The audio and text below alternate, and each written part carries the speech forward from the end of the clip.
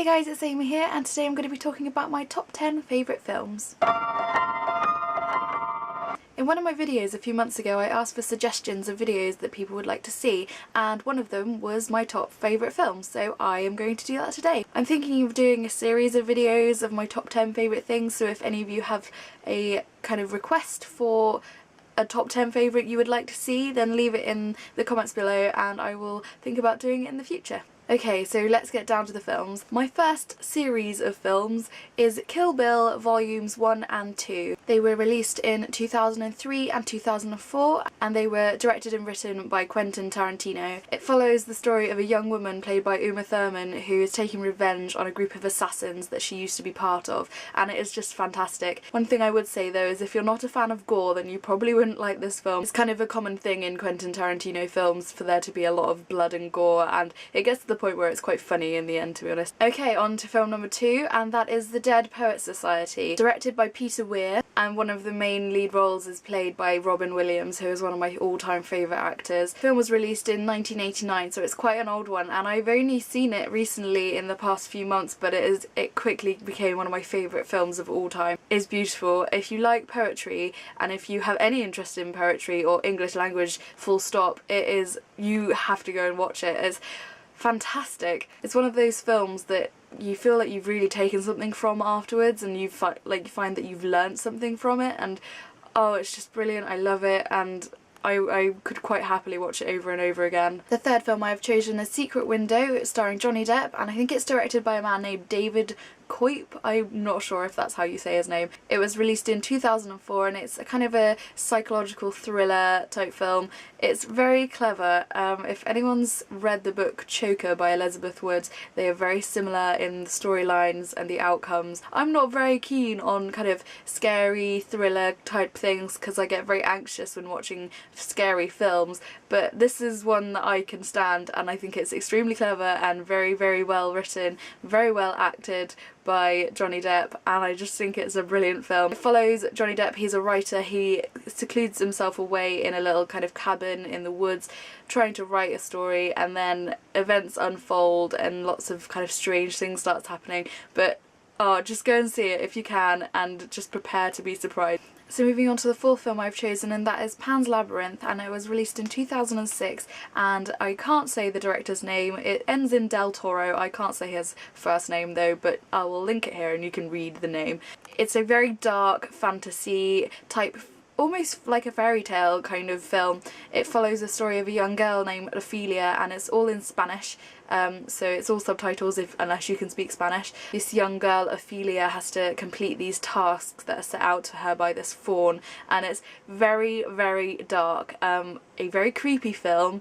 I'm not sure why I watched it. As I said earlier, I'm quite a nervous Nelly when it comes to thrillers and scary films, and I have no idea who showed this film to me, but from the first time I've seen it, it has been one of my favourite films and brilliantly acted, and I don't mind the fact that it's subtitles because I quite enjoy subtitled films. So if anyone has any suggestions for films that are similar to that, obviously not too scary because I'm a wimp, but yeah, tell me in the comments. Moving on to my fifth film, and that is Edward Scissorhands, featuring Johnny Depp and directed by Tim Burton. It was released in 1990. From watching this as a child, I remember this always just being one of my favourite films. It has one of the most beautiful soundtracks I have ever heard. I love listening to the soundtrack to this film. Tell me if you haven't seen this film, because I don't know anyone who hasn't seen it, and I don't know of anyone who has seen it who hasn't enjoyed it. Just go and watch it if you haven't seen it already. It is just one of those feel-good movies, but it's also really sad, and oh, it's just an all-round brilliant film. The sixth film I've chosen, and it's a slightly different kind of genre, I guess, from the previous 5, but it is Hot Fuzz, released in 2007 and directed by Edgar Wright. It stars two fantastic British comedians, Simon Pegg and Nick Frost, who are two of my favourites. They also starred in Shaun of the Dead, which is a really funny film too, if you haven't seen that. It's a very funny comedy centred around a police station in the middle of nowhere in the countryside, but actually it turns out there's a little bit more going on underneath the surface, and very similar to Kill Bill in the kind of over-exaggerated gore. There's a lot of kind of blood spurting everywhere, but it's funny. The 7th film I've chosen is A Knight's Tale starring Heath Ledger, and it was released in 2001. The director is Brian Helgeland, I think that's how you say it. The film centres around Heath Ledger and his character, who is a peasant, and he is kind of pretending to be a knight so that he can then win money through winning jousting competitions against proper knights. It's just one of those feel-good films that you want to share with your family and friends and just have a good time watching, I think. So the 8th film I've chosen is a very recent release. It was released last year in December, directed by Peter Jackson, and can you guess what it is? Obviously it's The Hobbit, the adaptation from J.R.R. Tolkien's The Hobbit, and I loved this film. I saw it about 3 times I think, and I cannot wait for it to come out on DVD so I can have it on my shelf that I can take it out whenever I want and watch it all the time. It's just, I love everything Tolkien, and I think Peter Jackson just makes beautiful films. I love the soundtrack from Howard Shore. Everything about these films just makes it perfect, and I love it. I don't need to tell you a synopsis of The Hobbit. Everyone knows what it is about, but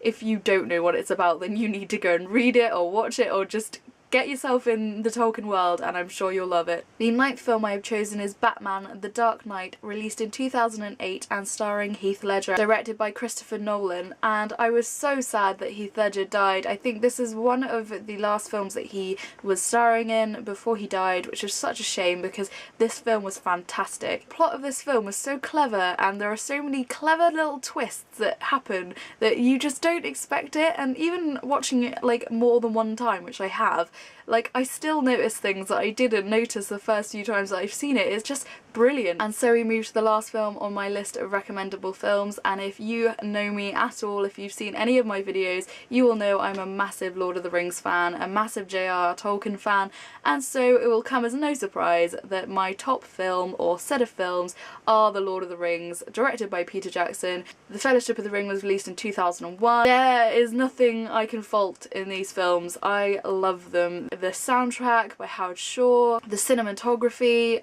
everything is beautiful. Like, I want to go and visit New Zealand purely from seeing these films. The actors do amazing jobs in these films, and I can't even give you which one is my favourite because all of them are just awesome, and if you watch one you have to watch the others, and if you haven't seen any of them, I don't know what you've been doing. Do you live under a rock? I don't know, but just go and watch them, go and read them, and just immerse yourself in the Tolkien world. I realise I put these in an order, but Lord of the Rings is definitely at the top. The others though I found very difficult to put in any kind of order, so I've just put them in an order that I feel kind of made sense to me, but they are all very, very, very good, and you should go and watch them. So if you have any comments to make about any of the films, or if you didn't like them, or if you did enjoy them and you have films that you can recommend that are similar, then comment down below. I will also leave a list of all the films that I've mentioned down below in the description box in case you want to go and do your own research. I think that's everything for today guys, and I hope you're all having a brilliant day, and I'll see you soon. Bye!